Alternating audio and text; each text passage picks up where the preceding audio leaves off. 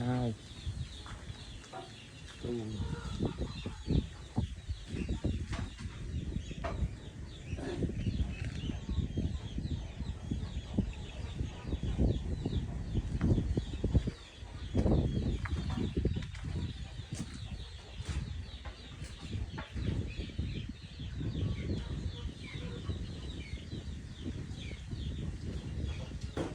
dao đó nó crom gì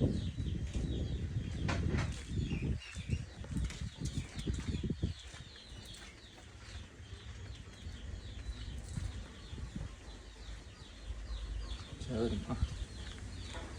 nông thủy rồi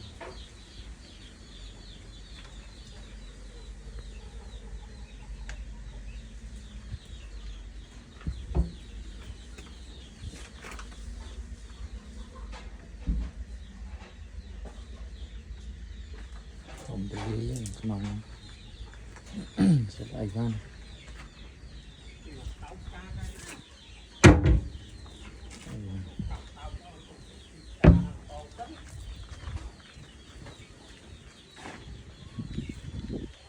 dao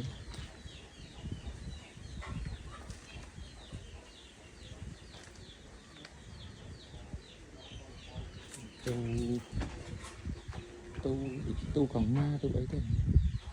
chặt nó mòn chẳng liệt màu đấy đây là bò khẩn trăng và những chuột chuột trên này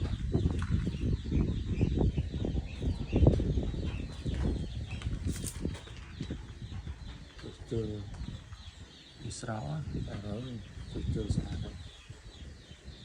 như cái việc có mấy một con dài đanh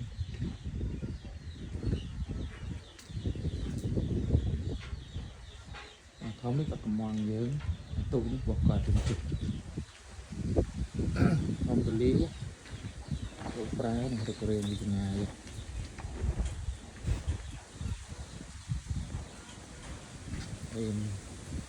tôi rồi bánh thầm chiết rồi